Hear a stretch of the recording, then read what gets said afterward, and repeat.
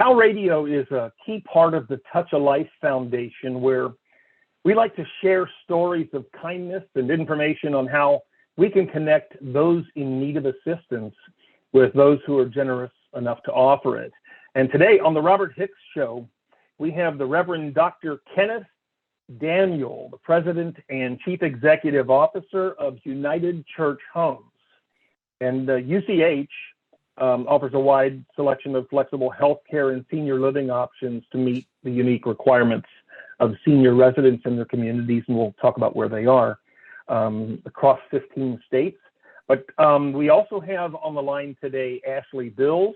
Ashley is the Corporate Communications Manager for UCH. And Ken and Ashley, I want to welcome you to the show. Thank you. It's good to be with you. Thank you. Yeah, good to have you both here. And by the way, you're both, Ashley, if you're in Ohio, I presume you are, but Ohio is my home state, where I was born. So we have a connection there. And I know that UCH is headquartered in Marion, Ohio. So for people that follow the map like I do, if you make a triangle among Toledo, Cleveland, and Columbus, kind of near the middle of the triangle is where Marion, Ohio is. But Ken, tell us a little bit about what United Church Homes is all about. United Church Homes is an organization, non-for-profit charitable organization founded in 1916. We go way back in time to the city of Toledo. And today it is a multi-site provider of a variety of services and residential options for older adults and the disabled, from skilled nursing, assisted living, memory care, to market rate, independent living communities with supportive services, affordable housing for age and income qualified seniors. And also we are branching into the service sector and providing hospice, home care, and a new program we're calling NaviGuide. United Church Homes is listed as one of the top 25 largest senior living providers of both market rate and affordable housing for low income people in the United States. We have about 4,000 units in our different locations. We have 82 locations in 15 states now, and about half of those are in affordable housing, about 2,200, and then the rest are that mix of skilled nursing up to full service retirement communities. Okay, and I understand that you've grown from originally starting out there in Ohio to where it's, like you said, 15 states today. Those states, as I'm looking at the map, kind of run from New York, Pennsylvania, and West Virginia on the east side over to Minnesota, Iowa, and Nebraska on the west side. But there also is this kind of outlier, which is the state of Washington. You've got a couple of facilities there. And then kind of in the southeast among Tennessee, Mississippi, Georgia, and Florida, right? Yep, that's right. So are you guys, kind of in an expansion role to like continuously, or do you kind of see that as being where you intend to be? No, we're in a continuous expansion mode strategy. Our board and senior staff have aligned priorities to enable us to grow. We have grown organically, so to speak, by adding units on our existing campuses. We have a number of expansion projects in the works right now. And we've acquired some properties in recent years. And we are in a number of affiliation relationships with other organizations, for-profit or nonprofit, to develop and expand our footprint some more. There's a great demand, as you know, for supportive services for older adults, and we're feeling that need and desire to serve more people. Great. Yeah. Now, that's one of the things I want to mention was with TALRadio being essentially a global audience. is there any particular thing that people that are outside your footprint might look for to connect with a related organization, or any guidance there? And I understand if there's not, but just in case. Well, on the service side, we do have a department that is for management of other senior facilities. So we partner with a number of nonprofit boards and provide full service management of their facilities. And we're doing that for a number of decades now.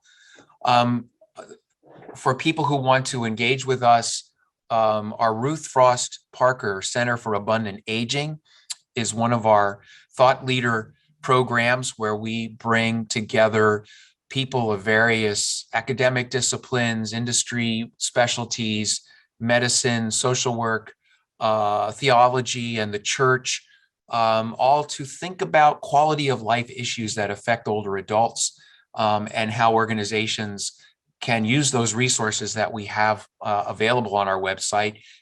They can be in touch with us. We can provide guidance to them. They can access those resources for their own use. Yeah, let's talk about kind of specifically what you might consider some of the top problems that your organization addresses when it comes to senior care. Sure. Well, affordability has been one of the driving issues for our organization. We have a strong portfolio of affordable housing, which is for lower income older adults and the disabled. So we have a specialization, a special focus, you might say, through our affordable housing to serve obviously low income, but we're also placed in communities of color. We have a special soft place in our heart to serve in communities of color. And we serve Haitian immigrants in Florida. We serve African-American communities of color across the South. We're serving people who are totally physically disabled with a housing program where they can enjoy an independent apartment and then receive community support services there. More recently, though, we are thinking about people who have too much resources, too much income, too many assets to qualify for subsidized housing, but not enough to really afford, the higher end continuing care retirement community. So we're developing freestanding, middle market focused apartment communities that we can then bring in outside services to support people, let them age in place, let them enjoy the amenities of the community, and pursue their other interests without having, a lot of high overhead facility costs to bear. So it makes it much more affordable for a middle income family or individuals to access. I think the main social problem besides access is senior isolation and loneliness. We see a lot of folks who come to us whose families live at distance from them, who are widowed or divorced, and want to be part of a more supportive, engaging lifestyle in a community. And so that's really one of the main social problems, if you will, that we particularly focus on as well. And so one of the initiatives we've also had as a corporate sponsor for a nonprofit group out in California that's doing a documentary called All the Lonely People. And this is a global documentary that focuses on the global problem, not just of senior aging, but people who are immigrants, who are young adults, who are disabled, and the vignettes, the stories they tell are from England and from Alaska and from different parts of the U.S. So this is, kind of the heart of our organization where we really focus a lot of our attention. Yeah, that's really neat. I mean, when I say what's really neat is the documentary sounds really neat is what I meant. But it's certainly, I'm always amazed at the things I learn on these conversations with organizations I would never otherwise have come across. But what is your message, whether it be, if it's two different messages, you can go ahead and segment it out, but what is your message to people that are planning for or anticipating a need for senior care? And when I say to segment it, maybe there's one message for people that are currently looking or very close to looking and needing it, versus young people that may think, I don't need to think about that. It's way out there, that kind of thing. Yeah, that's a great question. And the answers are changing over time. When I first started in this work, it was basically a facilities question. Where do I want to move as I age?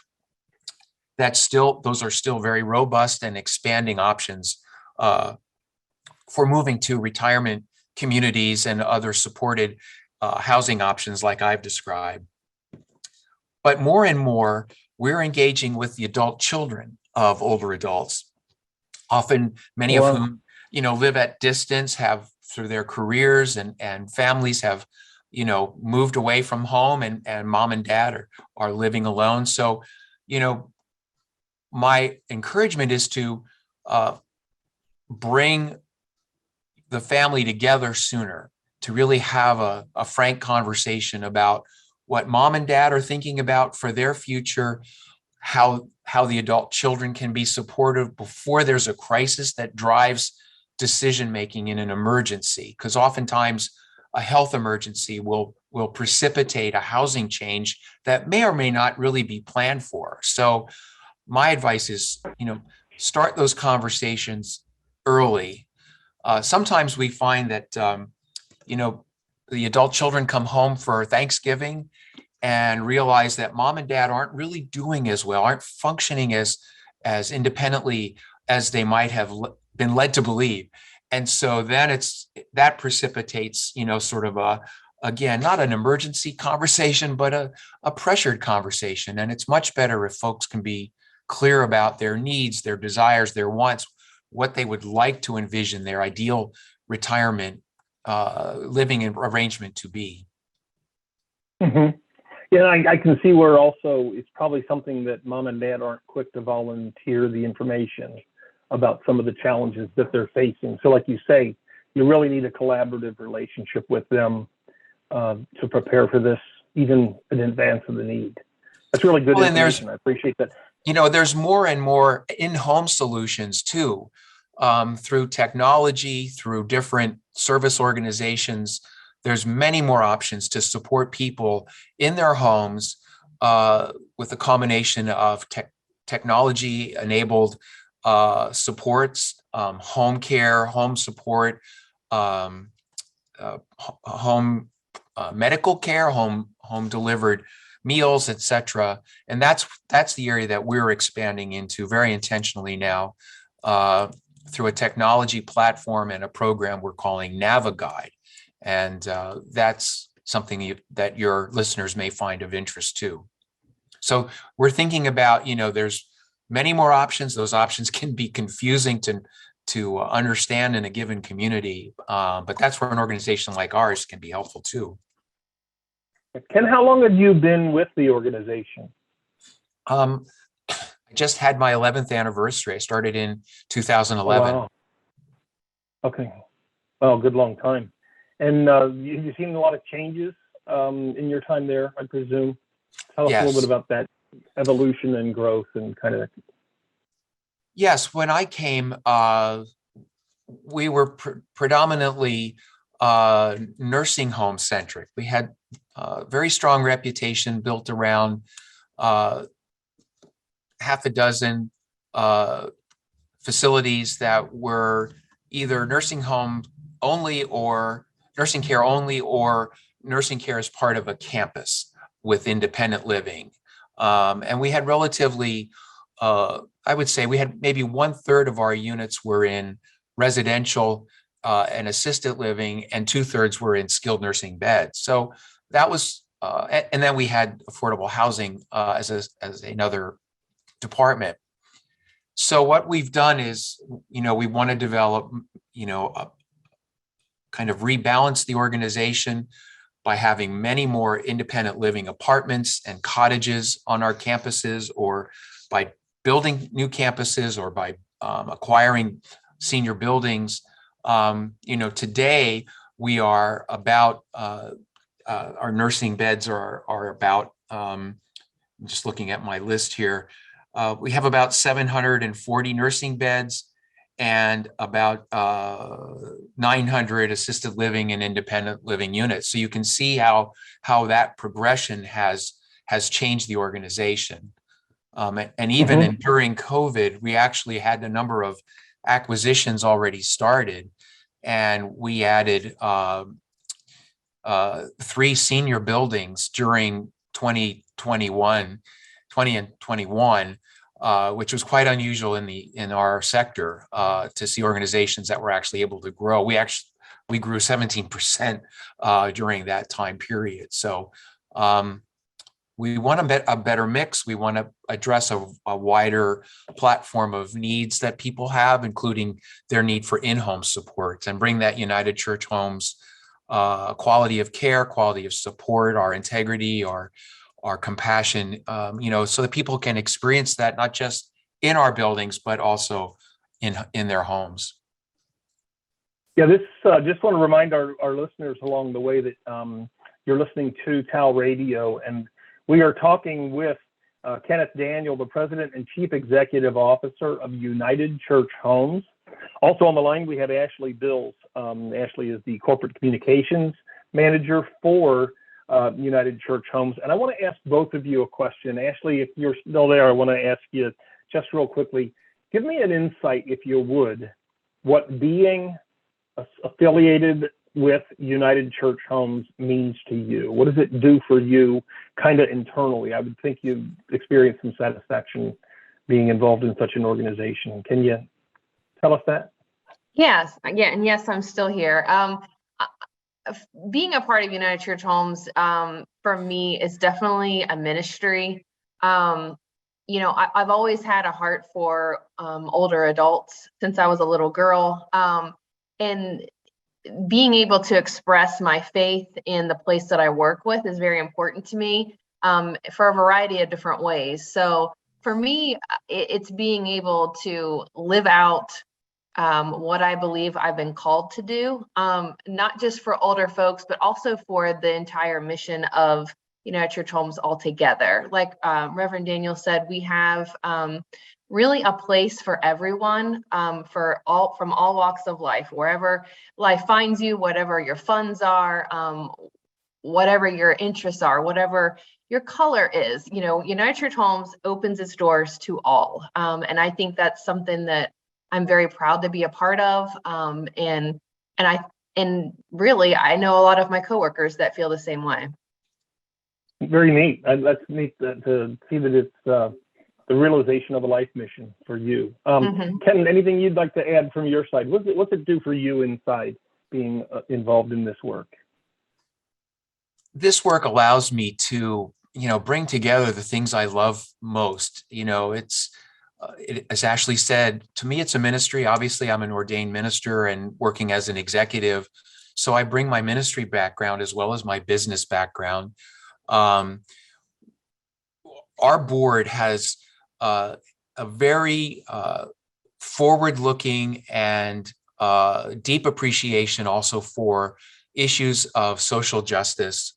9 or 10 years ago, they made an intentional commitment that we would serve people in the LGBTQ plus community, a group that we have learned much about, both on the employee side as well as the resident side. And so we've engaged with a national organization to do cultural sensitivity and training of our staff. About 80% of our staff today are trained in being aware and sensitive to and supportive of people of LGBTQ We want to be a safe place. We want our buildings to be safe so that people aren't harassed. And again, oftentimes when people, especially when they become ill, and they're forced back into the closet because some hospitals and care settings don't care for their needs, don't have discriminate against them. And we don't want to be that organization. We are what we call open and affirming in the United Church of Christ. And I just love that my board is there. Their hearts are there, their heads are there. They put their money where their mouth is. And today we in addition, for example, we're investing in the city of Dayton, Ohio, where in partnership with some of the local LGBTQ organizations and the public health department, the city and the county are developing an LGBT affirming senior residence, which at the heart of it is an old schoolhouse from the 1800s that we're going to reclaim and restore and make the heart of a senior living complex right there in Dayton as part of a civic renewal project. But that's our board is very courageous that way and sees this as a unique and special mission. And I love coming to work every day, in part because of that. That's really cool. Ashley and Ken, both of you, one of the reasons I asked that question is because of the purpose of TALRadio, the Touch of Life Foundation, is your story presents an opportunity for our listening community to also get some of that same feeling inside about I'm helping out on that kind of life mission of helping the elderly. And so just real briefly, I want to explain TALRadio is the information and entertainment arm of the Touch of Life Foundation. And we broadcast entertainment programs, podcast videos, and stuff like that, all made to strengthen the vision of spreading kindness through shared stories and information. Now, the Touch of Life Foundation is a registered 501c3 nonprofit organization, and the fundamental principle is that helping others is good for society, and we leverage technology to help people. We want to encourage our listeners to go to download the Touch a Life Foundation app. It's called TAL Giving. And essentially, if you download the TAL Giving, TAL Giving app, it's a platform that is to help organizations like UCH and so many other organizations to connect with people that might want to generously give to assist them. So I want to encourage our listeners, go to the Apple App Store or the Google Play Store to download that app for your mobile device, and you can be connected with either UCH or organizations like it. So Ken and Ashley, I want to get to a little bit about how can people help? What are the various ways that our listeners that sign up for that, like I just described, can help your organization? What do you seek? Well, we have many needs, as you can imagine. We want to serve deeply into older adults' lives. For example, we have a whole pastoral care and seminary training program called Clinical Pastoral Education.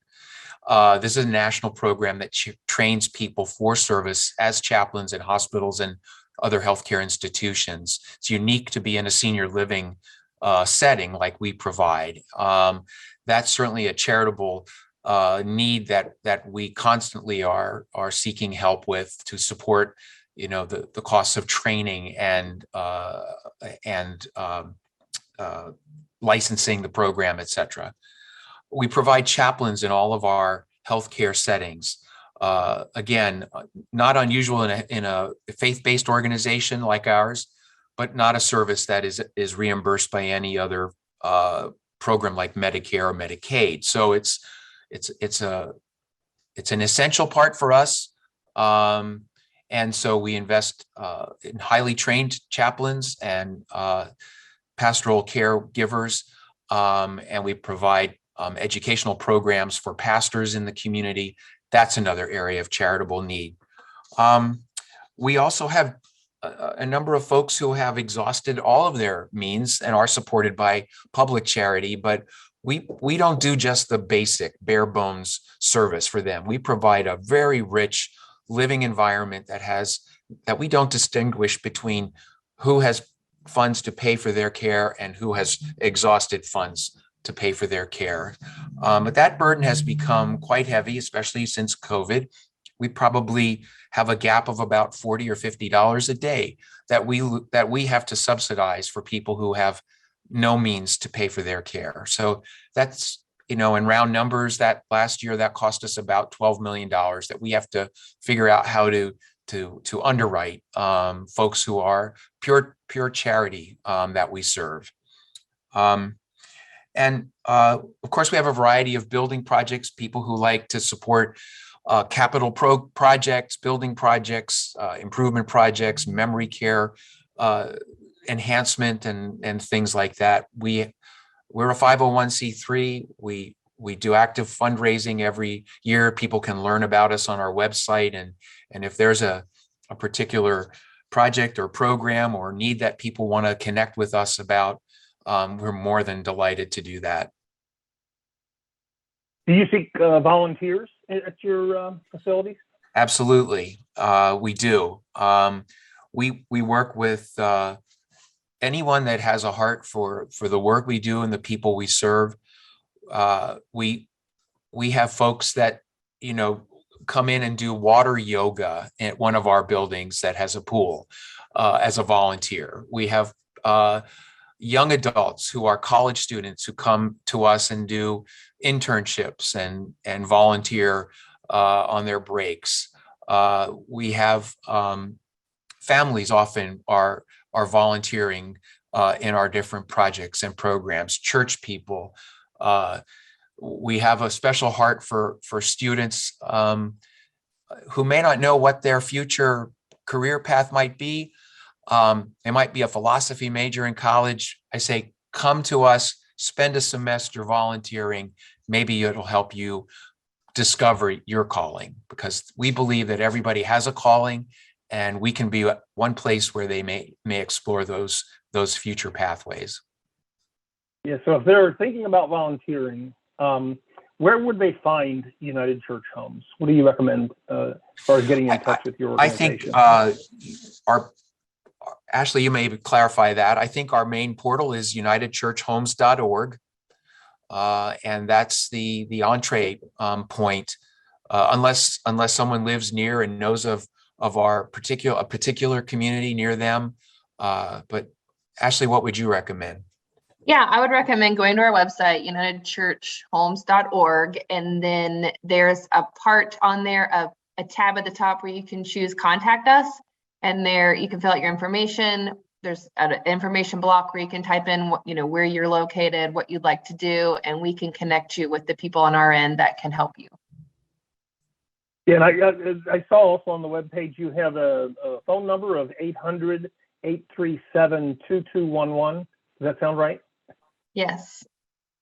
Yeah, but so much information is available about United Church Homes on their website. As I said, go to unitedchurchhomes.org and check out the website, get all kinds of information. Ken and Ashley, it's been my pleasure to kind of learn about your organization, and I certainly do hope that our listening audience will look into your organization, get that TAL Giving application on your mobile device, and that you folks will give generously, whether it's giving of financial resources, giving of your time, and sharing the story of United Church Homes. Ken or Ashley, is there anything else you would like to add as we're wrapping up here? Anything that we didn't cover that you would have liked to? It's an organization that is dynamic and is growing. It's innovating, and the partnerships we have with individuals, with donors, with volunteers, and others is just essential to our success. So, if this program attracts anyone that has an interest in us, we would be excited to meet with them and learn how they can plug into our organization. There's a lot to learn. There's a lot of resources on our webpage that people can access. We have a podcast called The Art of Aging. We recommend that to people. We have a number of educational programs for people considering retirement that are also listed on that website. So there's a lot to learn and a lot that we can support, and we need help in many ways too. Yeah. Well, I certainly appreciate the time to have met with you, and that's one of I talk about our listeners getting that warm feeling internally when they contribute, when they participate, and all that. And frankly, that's what I get myself out of these interviews. Just it feels good to learn about these organizations and to know, a lot of times you can fail to recognize so many good things are going on in our world because people aren't talking about them as much as they talk about the not so attractive things. But I certainly thank Ken, you and Ashley for joining us.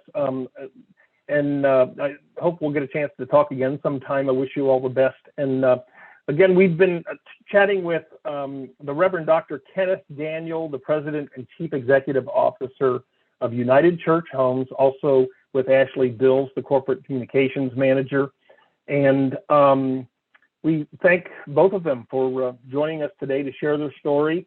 UCH does so many good things, offering a wide selection of healthcare and senior living options for people in the latter stages of their lives, and opportunities for people to join them and help in their mission.